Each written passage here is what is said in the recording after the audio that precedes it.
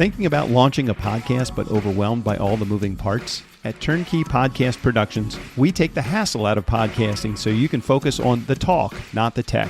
From concept to launch, guest booking to post-production, we handle everything. Need a strategy to grow your show and turn guests into clients? Yep, we do that too. DIY or done for you, we've got the solution that fits. Whether you're just getting started or ready to scale, Turnkey is your behind-the-scenes podcast team. Turnkey Podcast Productions. Your voice, your message, fully produced. Learn more at turnkeypodcast.com/contact. That's turnkeypodcast.com/contact. Here's what you can look forward to on this episode of The Nice Guys on Business. I see it as this podcast finally gave me an international stage to sort of talk about the things that I like to talk about things that I talk to my families, friends, and clients and business partners. These things that I talk to them about every day, now I can project to a wider net where people can benefit, hopefully benefit from what our guests are saying on the podcast. And then it'll allow for potential opportunities to meet them and get into different business ventures, and all our business partnerships, they're all jumping on to promote their stuff. So it's kind of fun. In a court ruling U.S. versus Fishbein, a man subjected to potential incineration while wearing another man's suit is entitled to $10,000 worth of airline tickets. It's an obscure ruling, but a very important one to the nice guys on business. Go from where you are now to where you could be. Get expert tips to grow your business, to be more productive and more efficient, whether you're trying to build influence, grow your community, or make it rain. Best-selling author of Nice Guys Finish First, Doug Sandler, can lead the way. The Nice Guys on Business is produced by Turnkey Podcast Productions. Now, here's your host, Doug Sandler. All right, nice guy community. Being true to his North Star, Phil Fornaro is the lightning bolt of energy in the podcasting world. He's a top 10% globally ranked host of Lightbulb Moments and the guy who's interviewed more inspiring guests than I can count, including recent guest John Lee Dumas, JLD. Phil is all about the energy, clarity, and those breakthrough moments that change everything. Now, when we first brainstormed his show together, today we're going to catch up on how it's actually evolved and what he's learned along the way. Get ready for some serious light bulb moments yourself, nice guy community. Phil, welcome back to the Nice Guys on Business podcast. Doug, thank you so much. I was so looking forward to this one. It's been what a process, and you're always with me, man. I love it. Well, I love being the witness to this process because, as many times as we've brought on clients, and I love all of our clients, no matter where they are, you got to love people where they're at. You took the advice that I gave right out of the gate and you started to run with it. And then you created your own serious amount of momentum and built this amazing juggernaut of downloads, of community, of connections. And I've watched it evolve. I think as of the recording of this, you're just about a year into your podcast, 100 plus episodes. It's got to feel really good to be where you are. I mean, I know you still feel like, I'm like still an infant in this business, but don't you feel good about what the evolution of this podcast has been all about? I mean, I can't. I actually just learned from one of the books that there's a difference between joy and happiness, and I definitely have achieved joy, as I've gone through this process. I mean, I look forward to each and every episode, and it's evolved based on the fact that I've got so many cool people that I know, and now I'm meeting other people that I don't know, and that connection, reconnection, growth is just inspirational for me. No, I know as of the day that we're recording this, you were kind of a little harried entering the podcast booth, let's call it, because you're doing some additional law work at your practice. And I know for the last year since you've been doing this podcast, you've also put in a ton of energy and effort, momentum into the podcast itself. How do you find the balance? And I don't mean to talk to you just about podcasting, because I know you do a whole bunch of things in your world and investment opportunities and things like that. But this is the one that I'm a part of because I've watched you, grow in this. How do you create that balance between not overdoing everything? Because you're probably like me. You want to get your hands in everything and overdo everything to a good degree. So how do you stop from doing that? How do you catch yourself? Well, first and foremost, we could talk about the podcast the whole time if you like it. I'm good with that too. Talk about anything else, but whatever comes up, we'll talk about. So it's an interesting thing, and I've actually had therapy on a couple of my episodes because we've been bringing in some people on mental health and how to balance your time and absorb the pain and the burnout and all the other stuff. And so I use it to my advantage. It bounce my problems off. But what I've learned basically is that I can absorb a lot, and the podcast is actually the anti-problem for me. So there's two reasons. One's our phenomenal team, being, you guys at Turnkey as like the main point, and Valerie and Sumitra and Aaron and Michaela now. We've grown a team that supports me to such an extent that I can just stop whatever bad things happening during my day and just talk to people like this. It's unbelievable. But it's also now when I'm working more, it's the balance of it is that everything our clients need service, our businesses need help growing, and this podcast has to grow too, because it's important to, I think, people besides just me. One of the things I remember early on in the process, and you said you have no expectations going into this. You kind of were like a blank slate, and we love that. Not because this gives us a while to have a client without him thinking. That's not the process. It was more like when we went into it, I went into it for the purpose, and this is going back 10 years, 1,600 plus episodes ago. I went into it sheerly for the purpose of, I got to move some books because I just wrote a book and I want to sell those, and I want to sell some consulting services. And I felt so much pressure and I put so much pressure on myself that nothing resulted. I fast forward 2 years into the process, and once I started to relax a little bit, then I started to get business from it. It wasn't because I was working hard or harder at getting business. It was more like I was just having great conversations with great people, getting free coaching, like you said, building these master connections that I had. And you went into it with the same attitude of what it took me 2 years to get to. How were you able to relax enough? Because you're an intense guy. I mean, not bad intense, good intense. How did you relax enough to just let it evolve, do on its own though? So, it's debatable, whether I control it or not, my intensity. Depends on who you talk to. It depends on the day. So, because like you said, I had no expectation. I knew I wanted to do it. Like I talked to you about it, learned some of the things you told me about it. And then I just started talking to other people that podcast, and they were so stressed out about generating revenue, and driving views and all that other stuff. We talked about it, and it was in my head is that this doesn't matter yet. I mean, it's not going to, whether I have my next lunch or dinner or tequila, it's nothing to do with that. It's something to do with, I wanted to try to figure out if this is for me. And, after that 21st episode, when Jack, you and I were on it, it sort of like goes, yeah, this is kind of cool. I don't need anything else. I'm getting what I need from it already. I hope that answers the question. Yeah. So how has the podcast, Lightbulb Moments, how has the podcast kind of supported your connections habit or all of the other things in your world? I love that. I gotta do a short LBM moment on that one. Yeah. So I feel like I can get and reconnect with people. Like, talking to Peter Troost again after all these years. He's like, dear friend of mine for all this time, and then I don't talk to him for a decade, maybe. Right. And I couldn't believe it. But then I purposely, it was funny. I said, I'm not going to talk to you before the podcast because I want to reveal this, interaction to our public. But that, and along with talking to other people, I never thought I would talk. You talked about JLD, and then the Lovesac founder, Sean Nelson. Yeah. Oh my God. It was funny. You go through these processes, and it's like, originally I'm going, I'm not going to have anybody like this that has this growth pattern, and is interviewing Mark Cuban and all the other stuff. Right. And it didn't matter because we're having a conversation like I did with anybody else. And it it really has inspired me. It is feeding my bad habit of wanting to talk to people. You're right.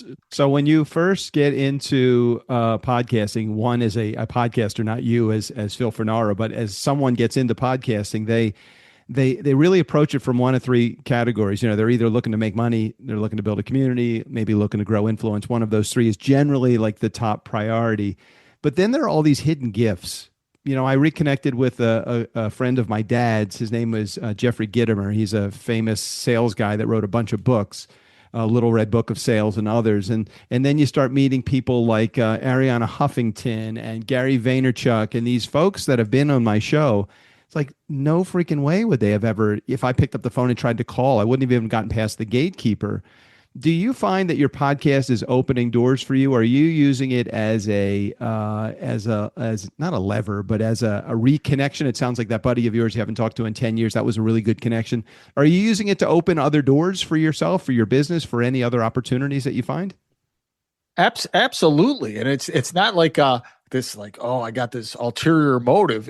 Right. It's I can use this. And it's funny is I used to, immediately talk about business or other things related to my life, but it's almost hard for me not to talk about my podcast, right away. And people are intrigued by the concept because that's not the normal introduction into a conversation. I don't think is, hey, right. Let's talk about my podcast. Yes, but it's not even, hey, I want to talk about my podcast, because what happens is they'll say something and I'll go, oh yeah, that was like episode, 35. Right. It's like, Right. yeah, wait, you should listen. Cause I use it people other day. So Daniel Drapkin, she is from Pear Chef. She's this company that, I invested in. It's a kiosk company. They take the kiosks and put them in hospitals and apartment buildings, et cetera. And people, what I found out about that is people like to eat cookies, after 10 p.m. So I understand. But she got inspired by, she goes, because I was trying to explain something to her, as a, older guy, trying to explain something to a young founder. I said, well, yeah, we've had a couple podcasts. She goes, oh, send me your favorite podcast that would help me. So now I'm going to put that together. It just happened yesterday. So I'm going to put that together and tender it to her. And it just opens up all these new discussions and it's like a different dynamic even before we get into, business or life or whatever else. Had you gotten into podcasting for one of those three reasons before, community, influence, or money? And again, I don't think that there is definitely a North Star for any of those. Which one did you get into the business, into the podcast for? But I find that most people discover like all of these hidden gifts that podcasting can provide. This, you mentioned it earlier, the free coaching, and I always joke around. Hey, look, I've gotten some $100,000 a week coaches in my on my show for free, and I've had a great conversation. They've solved a lot of problems that I've had. Is there a hidden gift that you have gotten from this show that you could kind of put your finger on and say, had it not been for my show, this would not have happened in my life? And you don't have to name a specific thing, but I just mean overall the hidden gifts that you've gotten for podcasting. Yeah, I guess I got to look at it in terms of the hidden gift of finding my fulfillment, and it never was in my cards because I've been looking for it for a long, long time. And, we talked about it, I think, when we did it in episode 21, and then the initial episode is where we're going with this thing. But it was sort of just talk back then, that this was going to be that. And as I went through it, it got better and better. So the gift kept on giving, so to speak. And I think that's the main thing is that I thought I was forever not going to achieve fulfillment. So I rarely have a chance to meet any of our clients face to face. I do a lot of these Zoom meetings, and we have next month we have a meeting scheduled on the books. I'm flying to San Francisco. You're going for a bar mitzvah in the city with your family, and then I guess you're shooing everybody off for a couple of hours so you can meet with me. How important are the face to face? Because I know you do most of your business is probably done face to face in your law practice, isn't it? Yeah, for the most part, now, but that's another thing. Now it's starting to grow. And we were fortunate to get involved with Zoom, like even before COVID. So that is a necessary evil. But when you get that full reconnection or connection with the person, it's definitely in person. I was actually during this period of time, I was getting sick of Zoom a little bit because it was just high intensity, complex situations we're trying to solve at Fornaro Law for our clients and trying to help them grow. And these aren't small things anymore. They're big clients that are needing big assistance. And it's a complexity that is hard to discuss. And for the most part, probably about 70% of my client is Eastern European. And there's language barriers, which are not tough on me, I think, because I lived with broken English my whole life, with my family. I never have to worry about it. I understand everything what everyone's saying. But when I bring the people in, no matter where they are, if they come in, let's say they're from Florida, they're from Serbia, or wherever they're from, and they come in, we always say, hey, let's go sit down, have a meal, and really connect that way. And that's when the relationships spike, even more than before. What was one of your bigger hurdles that you had to overcome as it relates to getting a podcast started? Many people are like, hey, I don't know where I'm going to find the time. Some people are really adverse to technology. Some people are, I don't have a big personality, so I don't know how. Where were you in that whole game? What did you feel like would be your hurdle to get over? So the hurdle is that which is apparently wasn't an issue, but I thought I was going to run out of people to talk to. Always, yeah. And I go, holy cow! I go, what? I know a lot of people, but A, are people going to want to be on the podcast? B, they may hear it and say, well, no, we're busy that day. Right. And then C, when I do run out of those people, what do I do next? And what I've noticed, so that's the answer to your question. I think. Right. That was the hurdle. That was the hurdle. That was the hurdle. Now, how did you over? I mean, I don't know why, but I've never had the fear of running out of guests. And we're 10 years later and literally over 1,000 guests, and I feel like I'll never run out of people. All I have to do is walk into an airport and look at the bookshelf there and just start calling all of those those authors. And I did that for a period of time in the way beginning, and now it's. We get 50 to 75 applications every week to be on the show for one spot. Wow. So it's like, it's no problem at all getting guests anymore. Holy crap. I don't even know how I made it this time, because I was just on with you recently. That's good. No, I reached out to you. I said to you, I want you on the show. It's when you start to understand the value that your guest seat has, and maybe this is a good topic to talk about for a second. In the very beginning, you feel like people are doing you a favor by being on your show because it's like, well, I don't have any listeners, and why would they want to be on my podcast? And then you get into that space of, I've been doing this for a year or 2 years or 5 years, and you think, I own a freaking media company. I'm the one that's doing them a favor. And I am allowed to ask them and throw some hurdles in their way, like, hey, you need to make sure that you're making our team aware of how you're going to promote this thing on social media. And I think that that's really like the evolution of where your show is going, is that I know you have the confidence because you've got the episodes behind you to give you the confidence, but it's now let's put some of those plans in place so that you're getting a review from every single guest and then some. You're getting a social media promo and all of that. All of those things, when you start to understand you own a media company, it kind of changes your whole perspective on your podcast. Do you think that is true? Well, there you go. You gave us a light bulb moment. You own a media company? That's the light bulb moment? I never thought about that.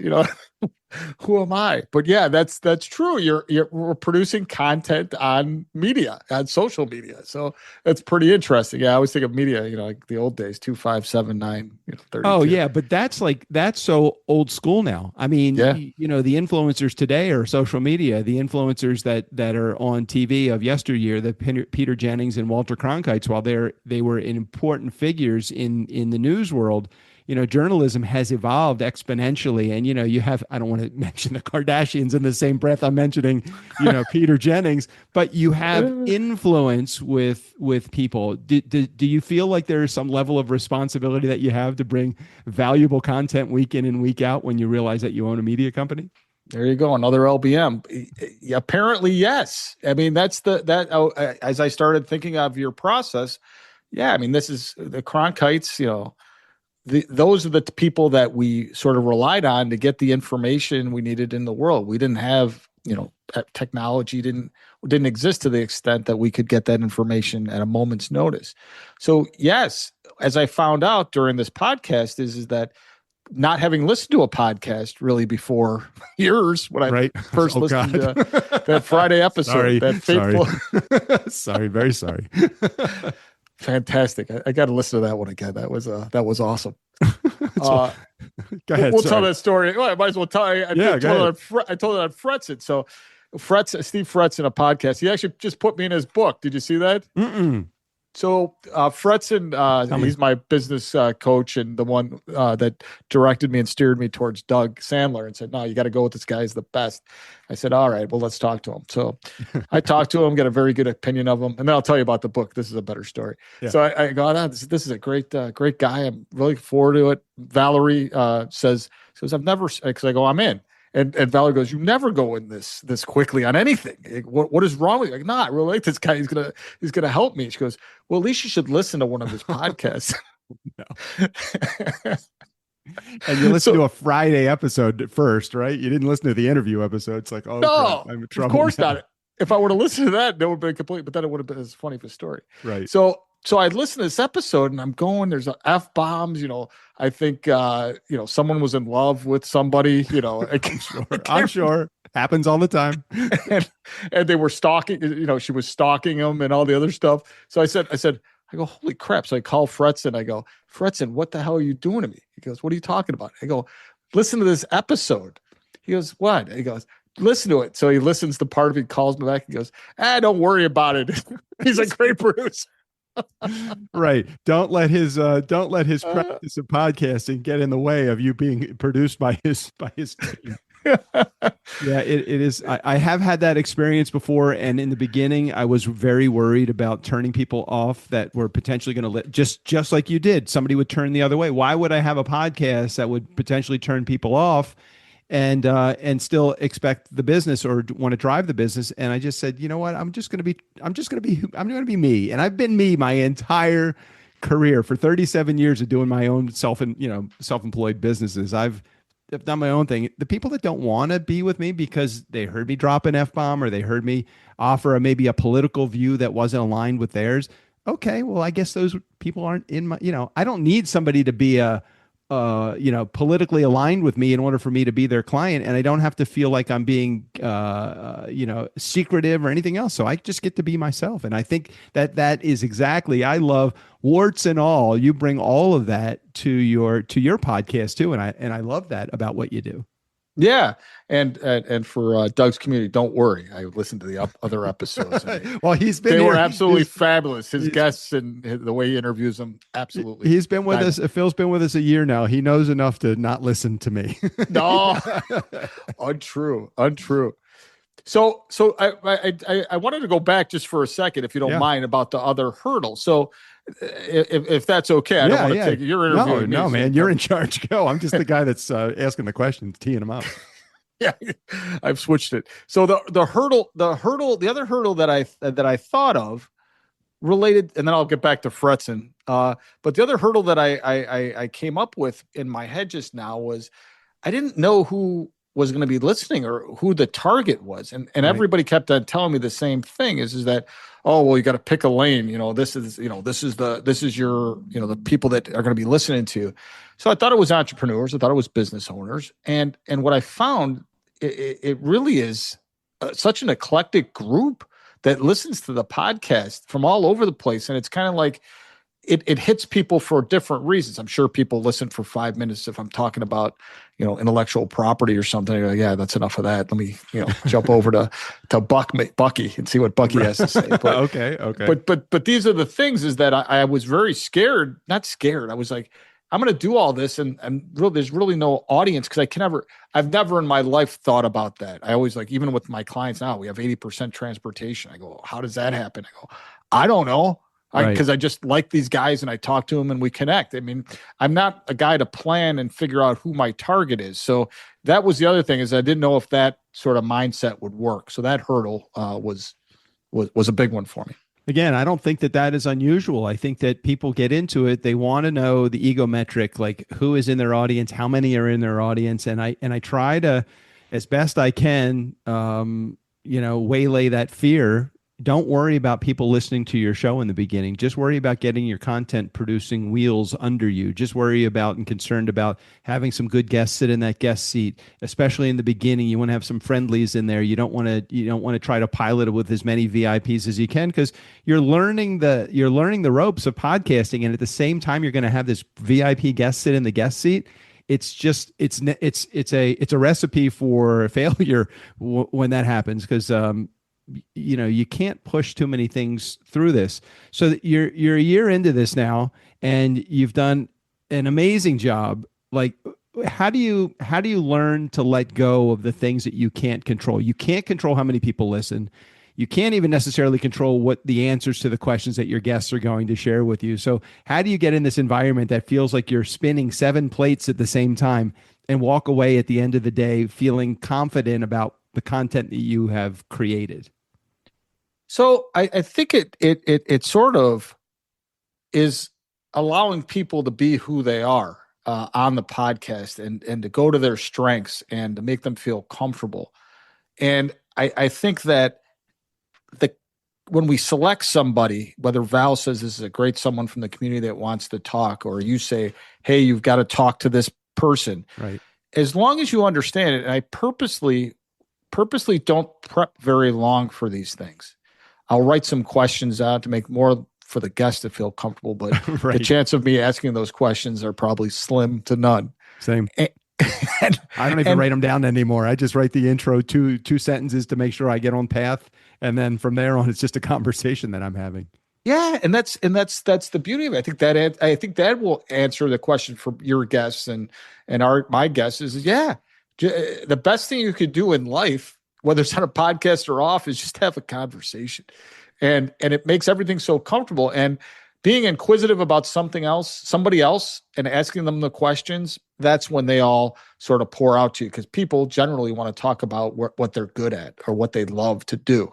So I remember really early on, and I've told this story many times, when my brother was alive, and we were having conversation about the podcast. And this is probably not even 100, maybe 150 episodes into our podcast. And he said, "Hey, I was listening to your guest on the podcast," and he mentioned a name. It was long ago.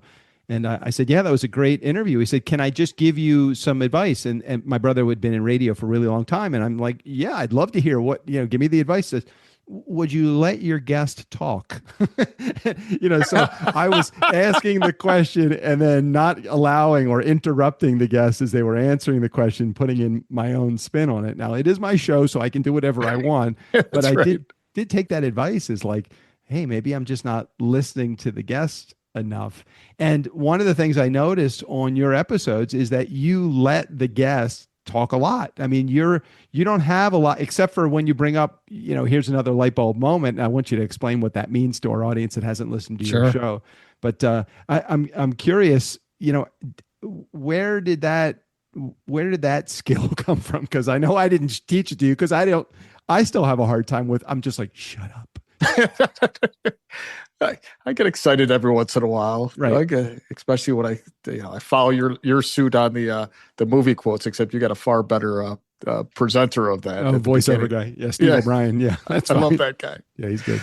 So we use a lot of movie quotes, and some of my guys that we interview, some of the guests, they do it too. But it was part of that process of learning how to sell, and to interact with people and to learn it, because I was a big chatty person, for a long time. And what happened is what I learned, I should say, is that the more I talked, the less the other person talked, the less I learned about that person, the less I could then talk to them about their situation.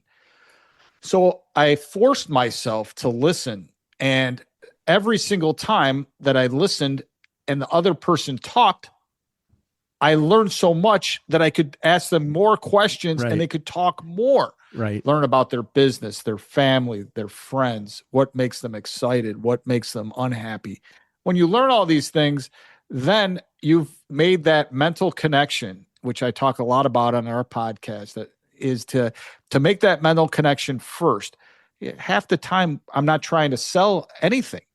And it was funny the other day, someone said, I go, I don't even try to sell to anybody at all. And they go, Phil, your very, existence is a sales, and it's not what my intent is. I'm not trying Right, to sell. right. I'm not like a used car salesman. I'm just Right. trying to understand and say, okay, well, here's how I'm going to help you based on what I understand. But if you're always talking like I'm doing now, you can't. You have to. You're the guest here, so you have to. You don't have to. You don't have to be silent as the guest. Your job is to answer the question. So you're doing really well. Yeah, see, it's hard because I'm on the other side so much now.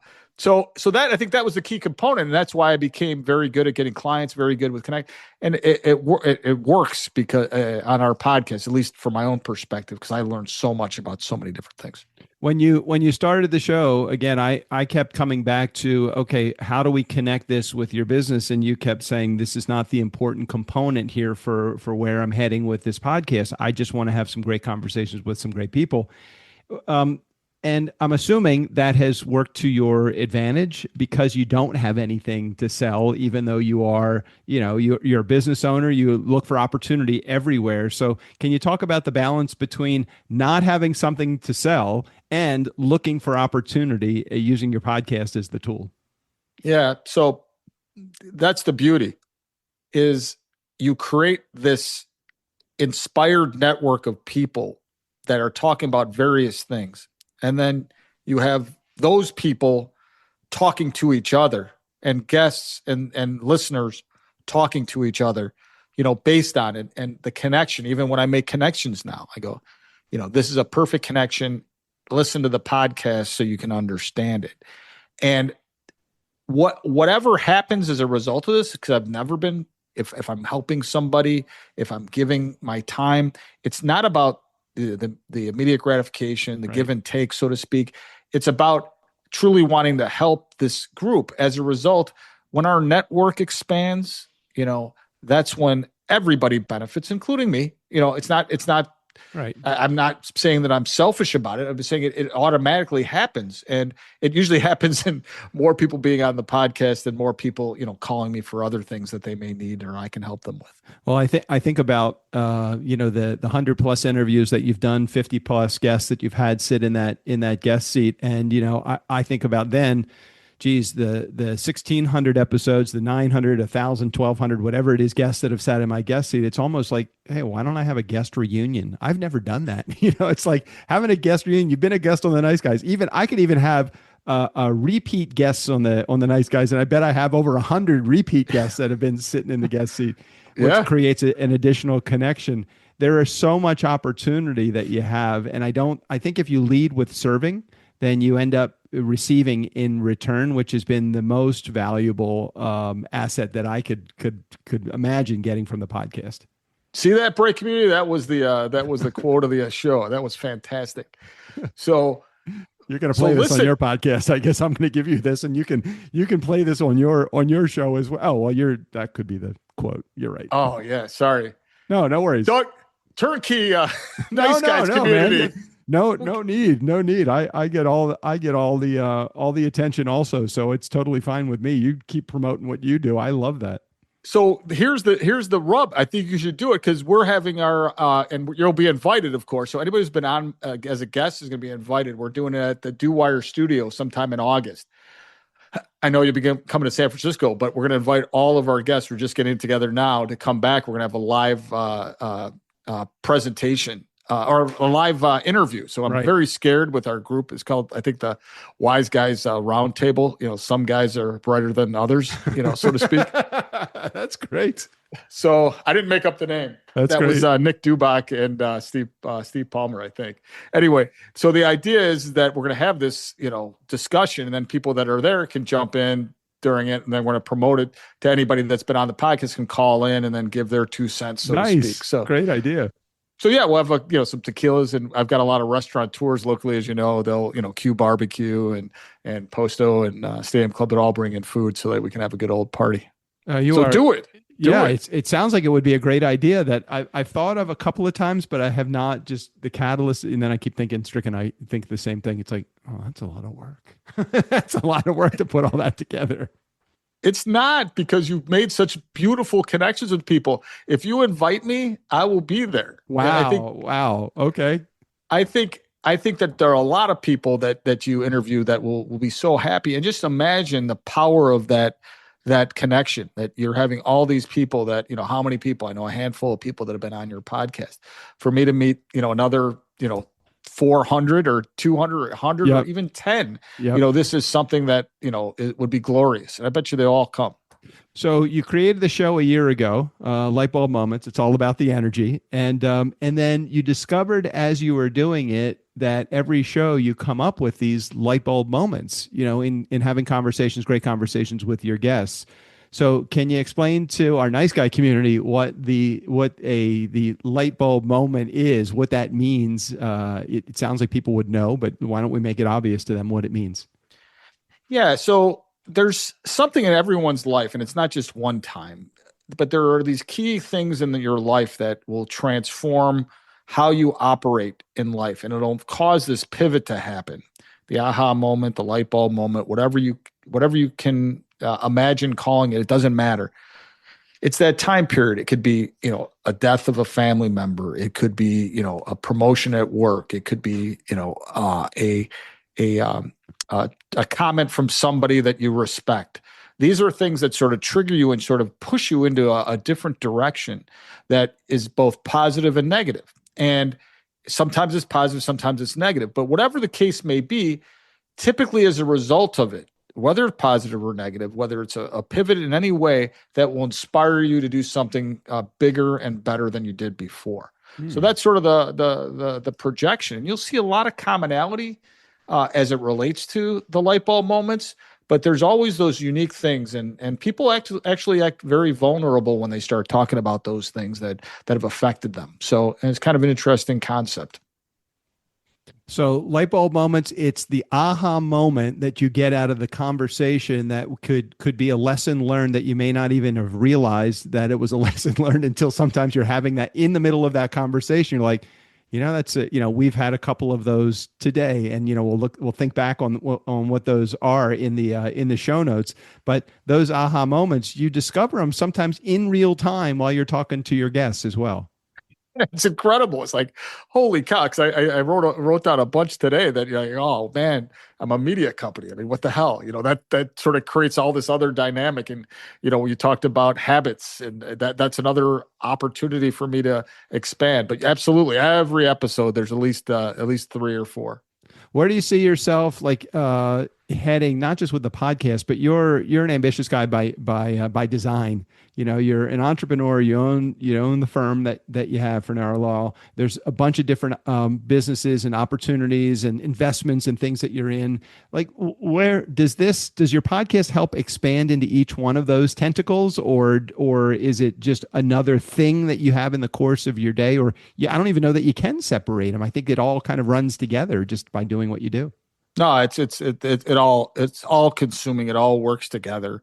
They all feed off each other. They all benefit people, outside of myself. Absolutely. So I see it as this podcast finally gave me a national and international stage to sort of talk about the things that I like to talk about things that I talk to my families, friends, and clients and business partners.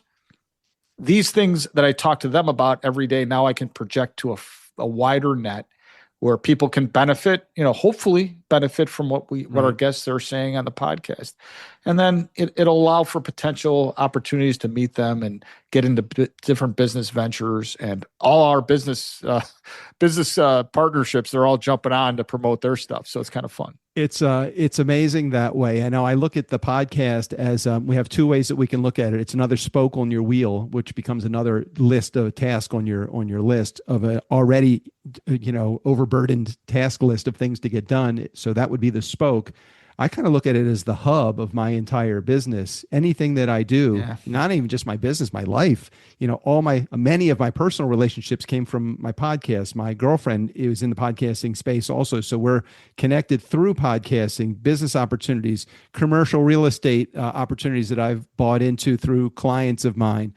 Investment opportunities. I think about my financial planner. He is my podcast client as well. All of these things. Now, if I looked at it and like, oh God, I got to interview this guy that's in real estate investing, I might not have been real excited about it. but I looked at it as, hey, maybe there's an opportunity in here. If I look at everything with through the eyes of this is the core of my business, this is everything rotates through the hub of my podcasting wheel as opposed to a spoke. I feel like there is opportunity in there. As long as you're looking for it, I really truly think that you can find it as podcasting as the tool. Yeah. Yeah. You let it do what it does, and then keep your eyes open, keep your ears open, and it'll all come back tenfold. So do you see yourself ever I mean, I don't think you're the kind of guy that retires. I mean, do you retire at some point? It's so funny you say that, Doug. I last night I was sitting there talking to Anne Marie, my wife, and it's like, yeah, a lot of people are starting to think about it. I never thought about it. I said, there's certain things that, sort of kick me into gear. Like one of my clients just retired, dear friend, Bill. He says, you know what the great thing about retirement, Phil, is? I go, what's that, Bill? He says, every day is like a Saturday. I Right. get up, I do whatever the hell I want, and then I go and do something else and take a nap if I want. So you're right about me is that sounds great, but you're right. I think that I will fill my time, because I've been talking to a lot of people that have been retiring, and I ask, it's like my number one question to ask is, what do you do? How do you fill your time? Do you have a problem filling your time? Almost 95% of the people say, no. I got things to do. I do this, I do that. I help with this. They could be, doing side jobs. They could be, going on vacation and this, that. Because I don't like it. I don't like to do I like the little vacations, and I Right. don't like to, sort Right. of do all this stuff. And I don't like to golf. And so this is kind of the thing is, what will I do? And what do I do in my spare time? I read pitch decks. Anyway, I garden, and I go. So I'll fill my time somehow, but it'd probably be something productive. It'll be certainly this, unless my community, our bright community, shuts me off. But I don't otherwise, see that happening. otherwise, I'll keep doing this and the law. And I do want to grow my firm, and because it's such a wonderful model, and it's funny we had pumped up the fact that we were recession proof, because we've always been good in the recessions. In the deepest, darkest, we always were profitable. But what's interesting now is I'm switching my model to the fact that we're AI proof.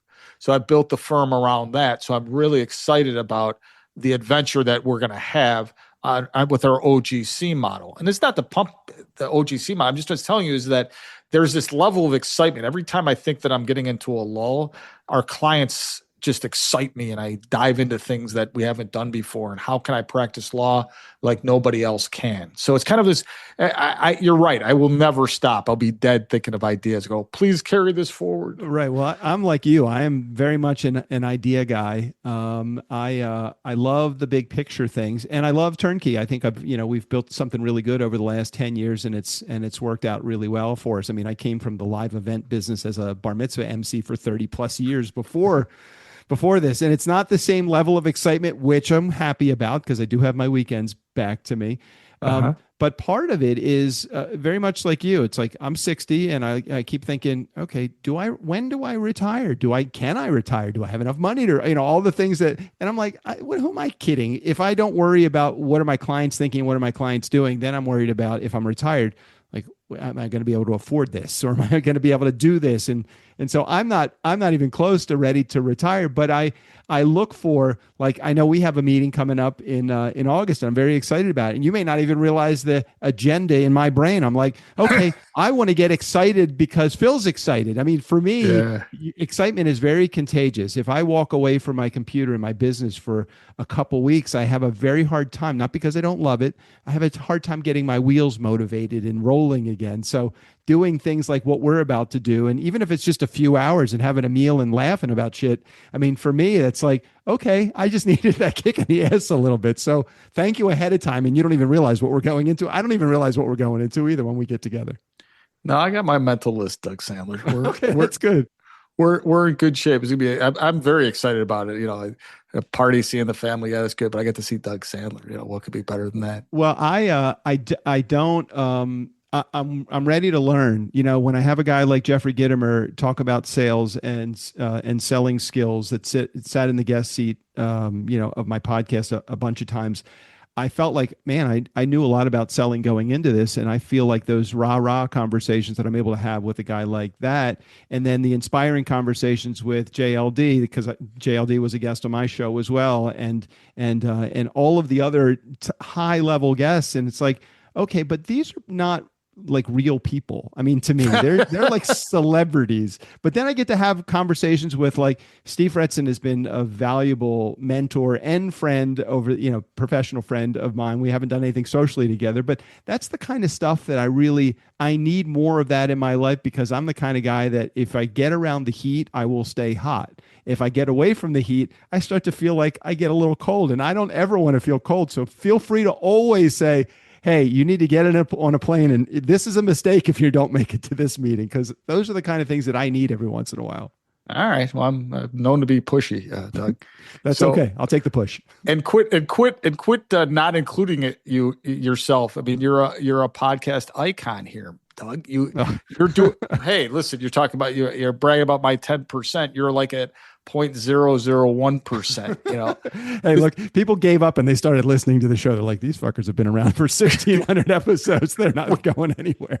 They gotta be. But I mean, that's it. I mean, the people you've mentioned, I mean, why do they come on your podcast? Why did the guy from Lovesac, why does he come on my podcast? It's not because of me. It's because of you. And these are this dynamic that, I think as you go and you give yourself more credit, the credit that you deserve, I think that's where you'll even spike even more. So thank you. I appreciate you saying that. Every once in a while, I need help. I'm a words guy, and my love language is absolutely words of affirmation. You could get me 1,000 gifts, and it's like, I appreciate the gift, but I don't need it. I bought that for myself already. Yeah. You give me an attaboy or a pat on the back or a, hey, you've done good. I mean, that to me is worth the gold that the words are valued to me. Yeah. So now you got to start doing that. I see that because you light up when we talk about these things. But my key component to you, and this is not a therapy session, but I'll take it. Remember that's you, and give yourself that affirmation discussion every time, because you deserve. You worked hard at this, and this whole thing. You don't understand how hard it is to find somebody that will take you through the process of the podcast and the pain and suffering, the beginning. I wouldn't be able to do it. I'm telling you this, Doug, if I had to teach, when I have to teach people stuff that is like at a baseline, when it's like way below my skill set, I want to, jump off the nearest building. But you're very calm. You have a team that listens to you. But this is the thing. Just forget the nice guys in business. That's a success. I think the bigger success is turnkey. I really think that you can help so many people and grow that at such a high level, because I read all the podcast books. There's not that many, and you guys do it better than all of them. Wow, that's great. And I appreciate you saying that. Every once in a while when you have that call or that email from a client that said, hey, look, I know we've been with you for a couple of years, but we're going to bring this in-house or that, you get like, oh God, I just, it's, one in, one out, one in. It's called churn. I don't like churn. I hate it. We've launched 350 podcasts, and yet we have, and I love the fact that we have, 50, 60 clients that are with us on a regular basis. But it's like, well, what happened? My thought is, what happened to the other 200 that we, 300 that we have launched? But that's not my problem. I can just bring people to the well, and hopefully they stay in the well. Yeah, and that's a statistic. So it's like anything else. If you have if you bat 300 and you're a baseball player, it's great. And you kept on telling me how many people got. And Jack brought it up. On the 21st episode, it's like a certain amount of people start, and you don't get to 21, right? It's 12. It's 12. It's 12. It's like pod fade. There's a word for it. It's like, holy crap. Are you kidding me? You've put all this energy into launching a podcast, and then 12 episodes in, it's not working. You still have your podcast diapers on. What's going on? Why are you thinking that, right? You still got to go. You got to take the pain. You're about to hit the next milestone, and you may not realize that. And this was not at all part of the agenda. But as soon as I said, hey, you're about a year into it, that's the second time when people stop podcasting too. They're a year in, and they're like, okay, let me do a reflection on what, after you get past year one and you're well into year two, most of the time that is a client that will stay with us for, 5, 6, 7 years so far. And that's about the longest clients that we have. Yeah. But it's getting to that year, and then it's like reinvigorating, re-inspiring yourself to get to year 2. And once that happens, you're generally a very, very solid podcaster because you're seeing the numbers, you're seeing the guests, you get the inflow of guests coming in the door. You're not working so hard for the interview prep. You're not working so hard with the follow-up calls because you know who fits into your culture. All of the things that happens between year 1 and year 2, and it's a very exciting time. Interesting. I didn't even know I had something to look forward to there. Now I do. And I think that this will be an easy transition into year 1 because, like I talked about our team before, they are so energized. I mean, I've never seen anything like it. I mean, they put together the website, they put together the Facebook group. You know, they're constantly grabbing interviews. You know, it's kind of and getting me organized. It's so awesome, and that's why this. I think this will have some longevity. Hopefully, we'll hit your 7 years there, sir. Nice. Well, I hope to have you as the longest client. You'll be one of the only clients I've met face to face. So is that right? Yeah, very rare that I meet clients face to face. Very rare.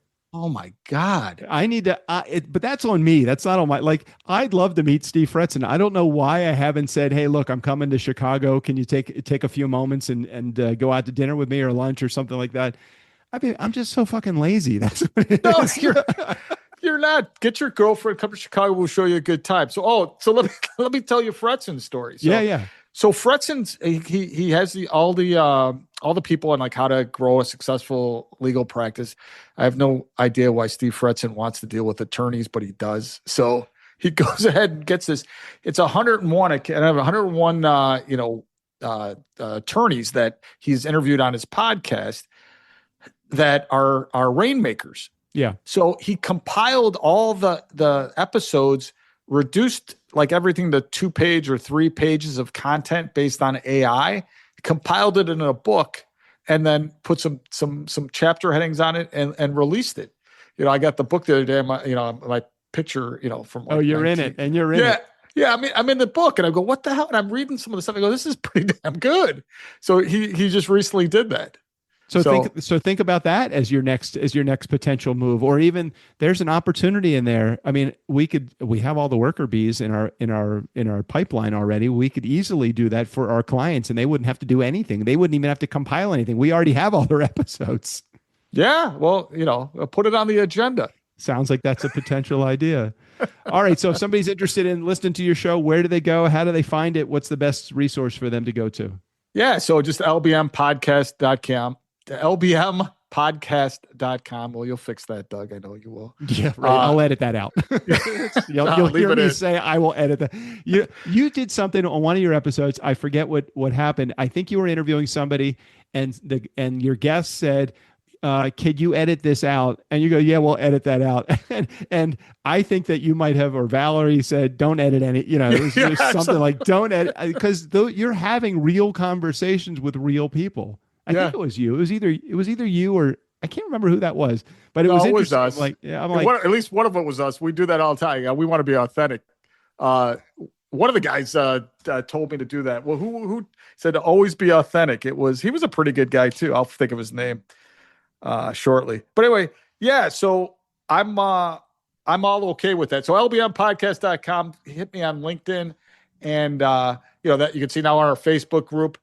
And, we'll talk to you if you want to chat. We're a pretty open book here. So call me anytime. All right, let's take a right turn for podcasting, some personal stuff for just a second, so people in our community know a little bit more about who you are, what you're doing out there. So you live in, not Chicago, but you live in a suburb of Chicago, right? Yep. LaGrange, Illinois. Right. All right. And married, kids? Yep. So a lovely wife, Anne Marie, and 3 older kids, Emma, Jack, and Joey. Oh, Emma! I thought that was a joke in there somewhere. No, you met Jack. And what's the age range? Age range for your kids? 27, 25, 22. All right, so that means you're a little bit younger than me. Mine are 29 and 32. So none of them married yet? No, I just had a engagement announcement the other day. So it's Very cool. Good news. Good news. Very cool. And you're off to San Francisco. That trip will be concluded. So you'll either see a discontinue of the Light Bulb Moments episodes after my August meeting with Phil, or you'll see a cavalcade of new episodes come down the pike because we did something really special in there. So very cool to have you on the show, Phil. Anything I should be asking you that I'm not asking you? Anything you want to say to our community? No, but just that there's a guarantee that I'll still be a client after the meeting. That's right. Well, I could attest to that, because if you didn't leave me after that first 2 weeks of dealing with me last July, then we've got a client for a really long time. So yeah. Phil, well, I think it's the reverse, Doug. I think it was the reverse, Doug. You go, this, I want to send them off with the other 200 that have left. I understand. I don't want to send anybody off. I like, normally we find people that fit our culture pretty well, and we want to hold on to them. Sometimes life has other designs for us. So yeah, that wasn't a fair statement. I was just trying to make light of those other 200 that didn't pay attention. They should have been paying more attention. Hey, Phil, I so appreciate you being on the show. Thanks for being a client. Thanks for being a friend, and always thanks for your pleasant personality and disposition. Thanks for being on the show. It's been a ball. Thank you for all you do for us, Doug. Hey, for those in our community, if you need more information or want more information about Phil, just check the link in the show notes. We'll put a direct access to Phil's executive assistant, Valerie. She actually is the one that runs everything behind. 100%. Yeah, same. That's how we feel about Ashley on our team. Yeah. Hey, Steve O'Brien, go ahead and take us out of here. For Doug, Strickland, the Nice Guys on Business podcast, I'm Steve O'Brien. Yo, bartender, Jobo needs a refill.